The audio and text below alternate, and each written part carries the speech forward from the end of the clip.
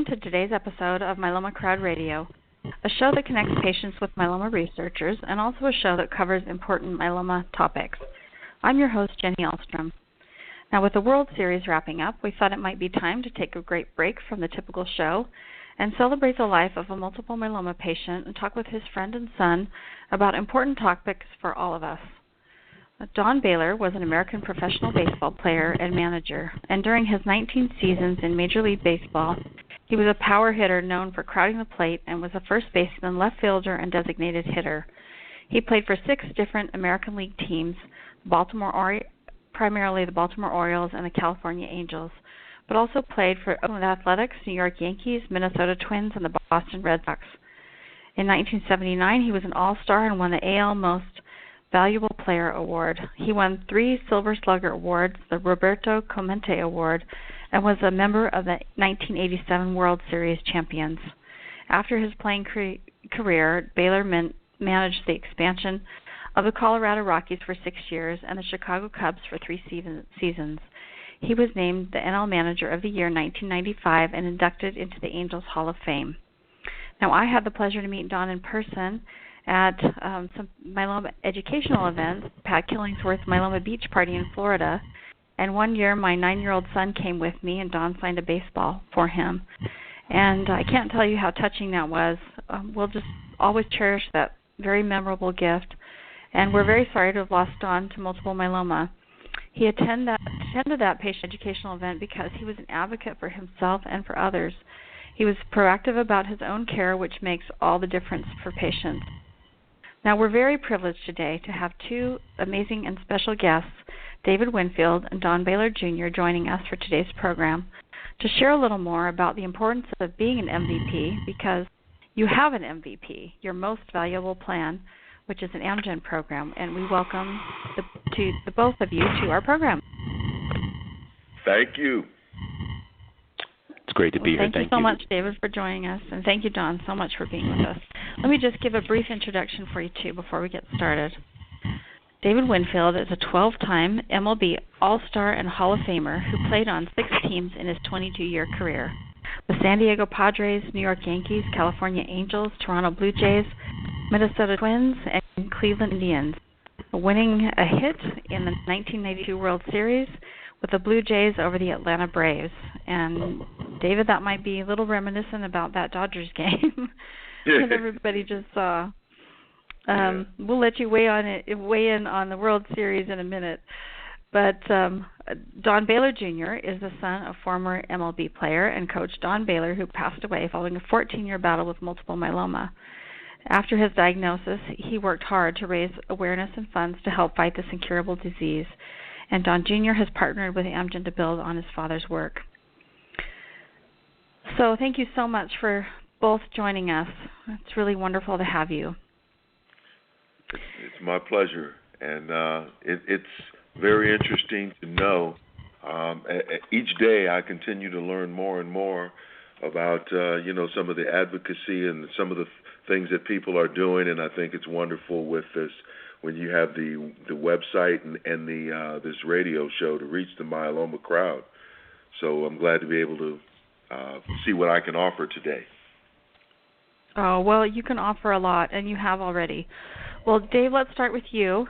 So just why don't we hear a little bit about what was your experience like playing with Don and your friendship?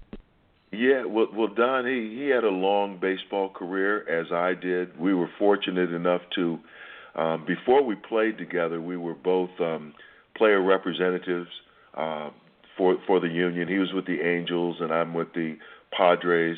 And when we'd come to meetings, I got to know him a little bit because he was already becoming a hero to many and a leader to many because he had did a lot of work. He was one of the first people to move along cystic fibrosis, make awareness of that for so many others. So he had luncheons, and they went all around the country. So he did great work there. And then as a player, he was exceedingly good. He was just one of these big, strapping players that, there are a lot of people afraid of a baseball, but he'd stand right there at 95-mile-an-hour fastball, take it in the hip, and just walk down to the base like it never hit him. I mean, he was he was that solid kind of player. Then we played together in New York for a couple of years, and we just became closer because of his leadership ability, the way people respected him.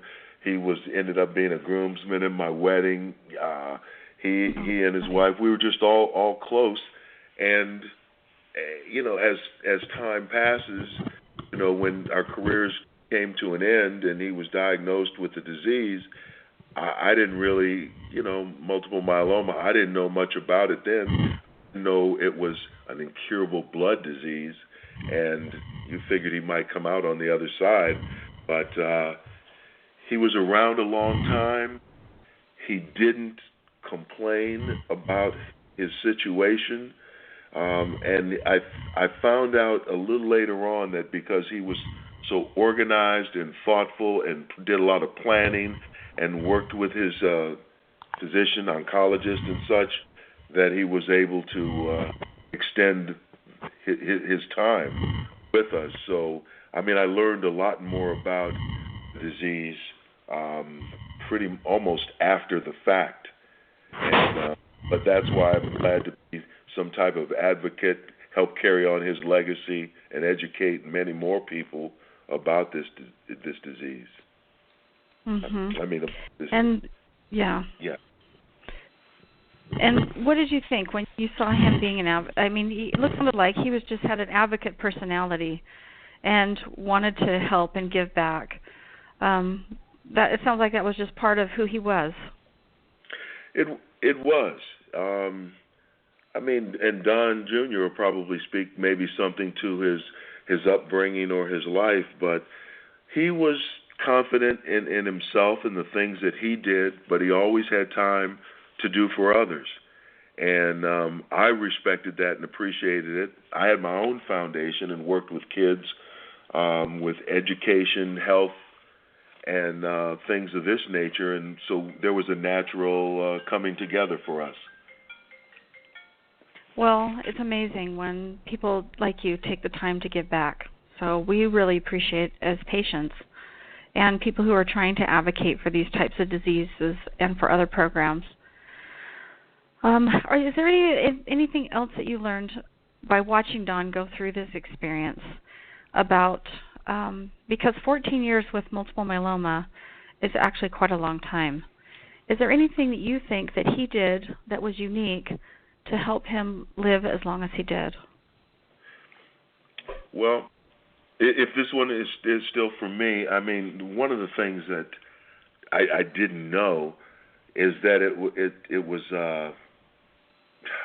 recurring. You could have, relapses. You would go into remission because there are times I would see him and he's just as big and bold and strong as other times. And then there was a time, it affected his bones, and Don Jr. will probably speak to that. But you didn't always see it on his face or his actions. And, it's interesting as I talk about it. It's kind of tough, It just brings things back to light and back to reality for me. All I can say, Don was he was much loved, but I'm hearing that he took care of himself. He had his plans. He saw his physician regularly, had discussions, and I think, and I know that you guys, we have time to go into this as the interview goes on, but working, right now, working with Amgen, in advocacy capacity, I appreciate how they put together the myeloma. There's a website. They can go to myelomaexplained.com, and you could really look at all your treatment options and a lot of helpful resources. And these are the kind of things that we can pass on to those who are listening and their families as well, so to help other people manage their particular situation. Yeah, for sure. And that's something we really need to talk about. Well, Don, what was your experience growing up with him as your father? Well, that's a big open question. Yeah, thank you for the opportunity, and thank you for that question. I mean, I think many of the things that Dave spoke to, I saw firsthand as a son. Accountability, integrity, leadership, leading by example. The goal, do unto others. Kind of a lot of those real basic, human decency things that, oftentimes get lost when people look at, how far someone can hit a baseball. But, at the end of the day, he was always talking about the values that got instilled in him as a kid growing up in a segregated community in Austin. And so he carried those, family values with him the first time he ever left the state of Texas, when he went to Bluefield, West Virginia, to go to A-ball. And that really started, in essence, almost a 50-year love affair with the game of baseball in terms of professional baseball. And so, from the time I was, 2 weeks old, we were, a baseball family, and that really kind of defined, who we are. But I think a lot of the lessons that baseball teaches you, particularly in terms of not getting too high, not getting too low, it can carry you through life, but also be, very helpful in terms of managing such a tough disease as multiple myeloma. Yeah, myeloma is like a marathon, so it sounds kind of like a long career with baseball, where sometimes things are great and sometimes things aren't. What was his commitment to the game after he was diagnosed? Oh, it wasn't even like a question in terms of whether or not he was going to continue. At that time, he was a bench coach for the New York Mets. And so, obviously being in New York City, you have access to, some of the best medicine in the world. And so at that point, it was just, how do we do treatments and still get to the ballpark? How do we do treatments and still make the road trips? So it was, how do we make this work, as opposed to if we're going to make this work. And what I noticed about him is he, even though he's continuing his love of baseball and his career, he used his time also to really reach out to other myeloma patients. Oh, and like I said, that's who he was. As Dave mentioned, he really, kind of cut his teeth with the cystic fibrosis work really in the late 1970s. Almost, in terms of, I think when he started, the life expectancy was, around the same age as I was. And so he really, empathized, I think, or sympathized with, 6, 7, 8-year-olds not being able to breathe, not being able to, really do basic functions. And so certainly I think when he was always one of those people that was, I think before the term pay it forward came along, I learned about pay it forward because he was always talking about those giants of the game that came before him, like, obviously Jackie Robinson and Frank Robbins, but also people like Curt Flood and Monty Irvin and folks like that. And so he was always thinking about how the path was blazed before him, but also how he could continue in that tradition. Amazing. And as a family, there's a lot that patients go through, and what Dave was saying earlier is really true. Sometimes you look at a myeloma patient, and they look totally fine. And sometimes patients will get, well, you don't have cancer because you look fine. But as a family, you see the insides. So you see the days when you're not feeling well, or the days you're on treatment, or whatever. And so what takeaways did you, as a son and as a family, have about his experience with myeloma?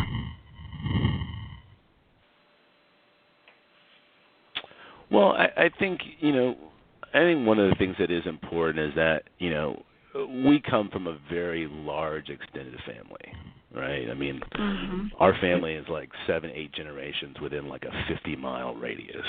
And so Fabulous. health struggles, is something that, he's dealt with since he was probably 5 in terms of his extended family.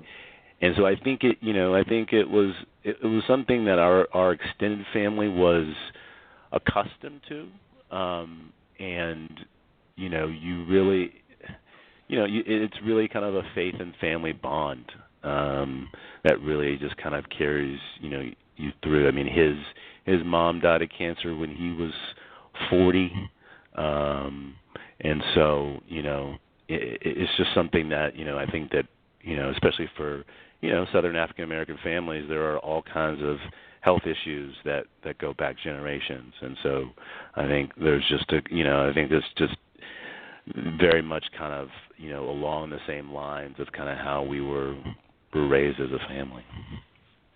Mhm. And be together and support one another. It's amazing. One of the most important things. Oh no, go ahead. No, and I do think it did. I think for us also bring up the importance of having access to good medical care, right? I mean, through the Major League Baseball Players Association and the benefits that accrue from that, it was a matter of where we were going to get the best doctors and not if. And so I think, knowing that, some of our other family members, extended family members and broad extended family members, don't have obviously that privilege or that luxury. And so I think that was also something that, became, pretty apparent to a lot of us as well. Mhm. Well, there are 2 key points I think we need to make, and one is one you just mentioned. The importance of seeing a myeloma specialist, somebody who specializes in this disease, is absolutely critical. So seeking that out and making sure you have a specialist on your team is probably one of the best things you can do for yourself. And this is particularly important, I think, in the African American community. And I don't know if everyone is aware of this, but multiple myeloma affects the African American community 2 to 3 times more than the white community. And it's also interesting that typically the genetics of the disease are lower risk than Caucasians. So African Americans should be living the longest with myeloma. So anything that we can do to encourage everybody to get a consult with a specialist is really, really important. The second thing is this myeloma MVP program and idea, because having a set plan with your doctor is absolutely critical. So why don't you both share a little bit about why you're passionate about working with Amgen on this initiative and what does it mean? Well, you're asking, well, what does it mean, when in life, if you can make a difference. I've been, I guess, in that celebrity category for a long time. Well, I mean, I played baseball many, many years, and I was fortunate to do well, and people know who I am, and sometimes, more times than often, they might listen to something that I say. So when I try to speak on something important or significant or help make a difference. And I've been able to do that, with that celebrity voice and face. And only a few times have I connected with groups or organizations that really are about to have a real purpose, and you can express a strong message on different platforms. And as I'm talking to you now, I'm looking at the website, for creating, the Myeloma MVP website where Myeloma Explained, and talking about creating your most valuable plan.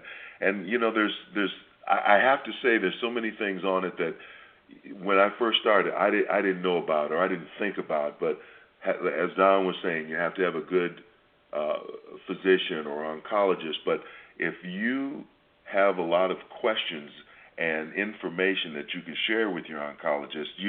Together you can develop a plan. You get your appointments correct, you get your medication, what are your goals, your direction, your whole thought process, so you're actively involved in your present and your future. And just doing things like this, taking these steps, that's part of extending one's life and quality of life with their family. And I'm just when I speak, I'm speaking from the heart on this, and I'm just glad that we're reaching a lot of people. It's only been this year that we started working together on this. Don and I got together on like during the baseball All-Sar game in where was it, Washington, D.C., and we did a number of interviews, and then in New York, and some national interviews. So I'm just very happy that I can use my, I guess, celebrity, my voice, my reach, just to tell many, many more people about this. And I'm going to think, even as we're talking on this interview, I'm going to be finding ways to reach more of the African American community as well, because I didn't know about that even the African American community, although you may have, we're stricken with the disease maybe 2 or 3 times more than other communities, I know for sure that they don't know enough about their treatment options, where to go, who to speak to, and I'm going to do my best to reach them as well. Yeah, absolutely. And Don, what would your message be for patients and caregivers dealing with myeloma?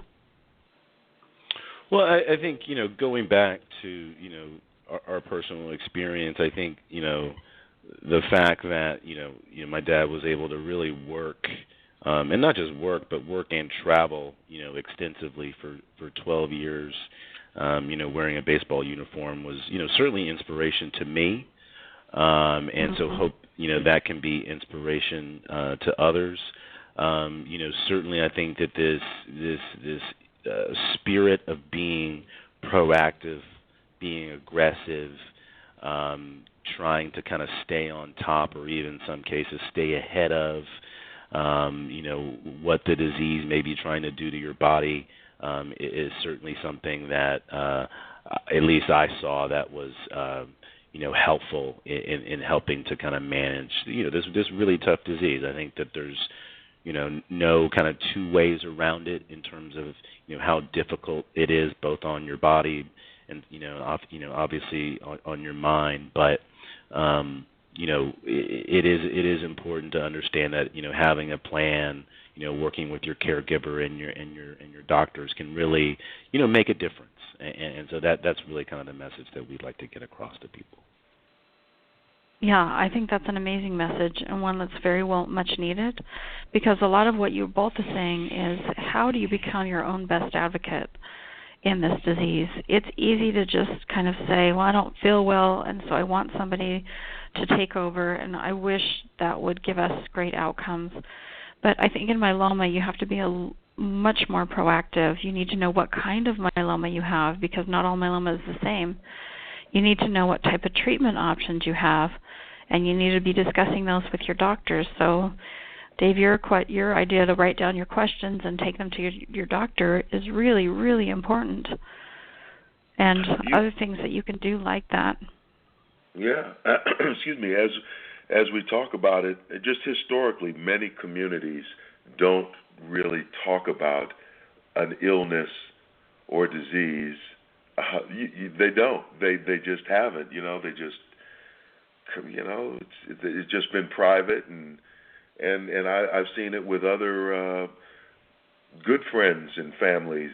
Just not. Even recently, a very good friend just passed away from another disease, but he didn't even share it with his family. He didn't. Most of them didn't know that he was even sick, and then they're caught really off guard. I think this is a very proactive, intelligent, up-to-date way of you just have to we have to break that mold of silence and keeping it to ourselves.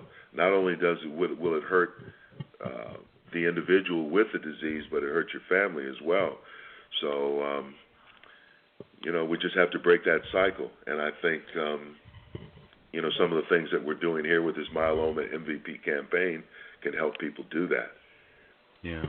And I also like to add, I really appreciate kind of the terminology of the word crowd. It really, I think, has a real good positive connotation to it in terms of, it's not just a network, but it's a group of people that have strength, that have voice, that can have voice, and the idea is to make that voice be heard. So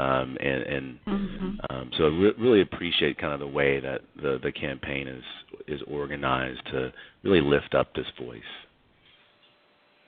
Yeah, and what you're saying about it being this group effort or family approach, it's really important because in multiple myeloma, research is happening so quickly.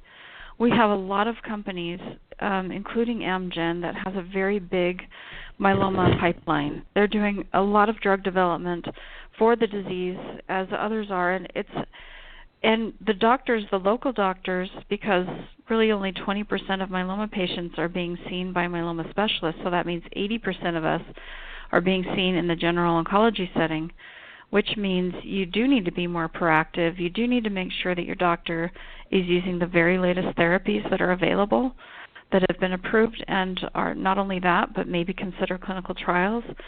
And you only get to that point by, I don't think that's something you can do on your own very easily.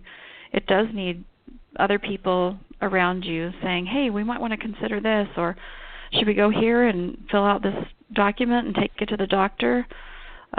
So those types of efforts are just absolutely essential. I hear you. Yeah, completely. Well, we haven't allowed you to weigh in on the World Series yet. Your opinion of that? It takes a secondary position to what we're talking about. It truly does. But I did happen to. I still work with the Players Association, so I kind of balance between who I root for. I just root for the guys to be well, play as well as they can, and let the best team win. Boston was the best team. I was at the last 3 games. The people in LA are down. This is 2 years in a row they lost the World Series. Oh. They're kind of blue, and not Dodger blue, but they're just kind of down right now. But they have nothing to be ashamed about because they were a great team, great organization. But Boston was by far the better team this year. So if any of the myeloma crowd is from the East Coast, they should be very happy. They had an exceptional team, good people. Happy for them. Don, do you have any comments? No, I mean, I'll echo some of those things. I think 2 things kind of stood out for me. One was, how we were talking strategy during this World Series. A lot of it was about pitching changes, but it was refreshing to really kind of have good, honest, disagreements about strategy. And the second thing I thought that was important is related to Boston winning is just how important outfield defense is. And we saw that from the Dodgers and Cody Bellinger, but also just from the Red Sox the whole series. And so I think it was refreshing that it just wasn't them putting the wood on the ball, but them taking outs away, not just during the World Series, but throughout the whole playoffs. I'm going to add to this since you really got into it. For those who don't know, Don Baylor was, how many teams did he end up going to, Don, where they called him Rent a Leader because he represented confidence and strength and experience. I think he added that to Boston. He started that with the Angels and in Baltimore, but he brought that to the Minnesota Twins. He brought that to the Yankees, and so your dad was part of the Boston situation for a moment. But one other thing I'll say on strategy: so many people talk about analytical approach to the game of baseball and They don't care if you make an out on a strikeout. They just think it's an out. But Donnie Jr., you can't strike out 12, 14 times a game.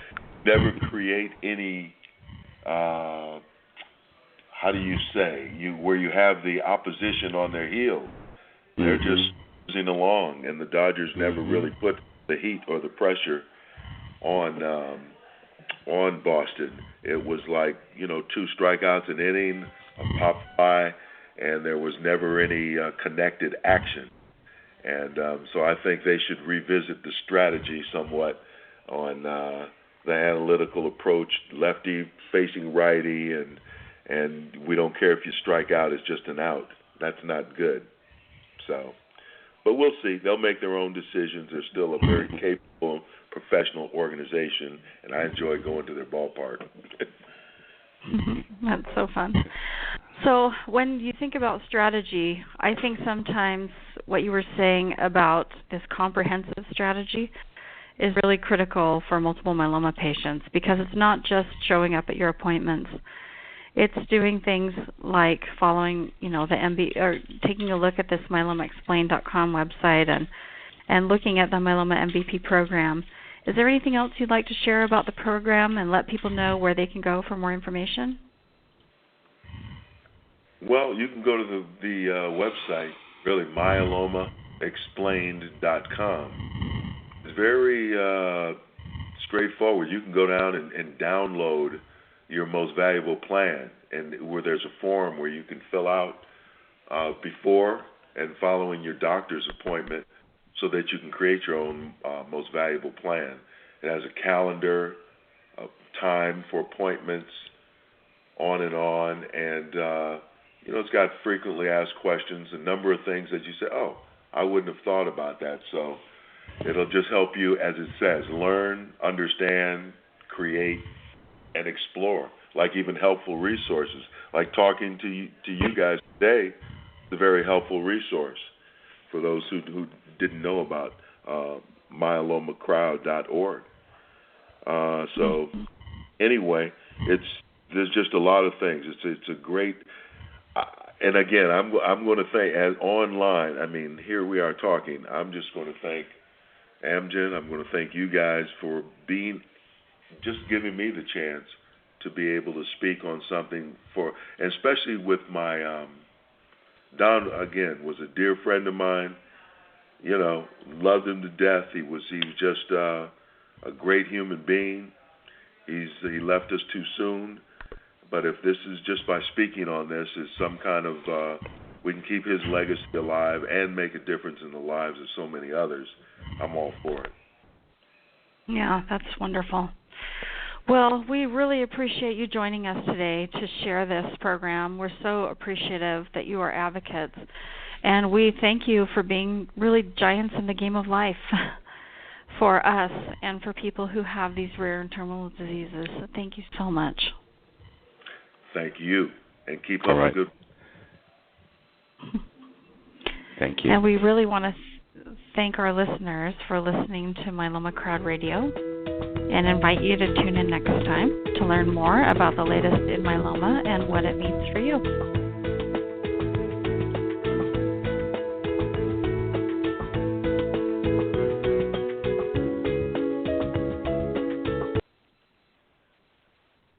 Hello, it is Ryan, and I was on a flight the other day playing one of my favorite social spin slot games on ChumbaCasino.com. I looked over at the person sitting next to me, and you know what they were doing? They were also playing Chumba Casino. Coincidence? I think not. Everybody's loving having fun with it. Chumba Casino is home to hundreds of casino-style games that you can play for free anytime, anywhere, even at 30,000 feet. So sign up now at ChumbaCasino.com to claim your free welcome bonus. That's ChumbaCasino.com and live the Chumba life. No purchase necessary. VGW. Void where prohibited by law. See terms and conditions. 18+.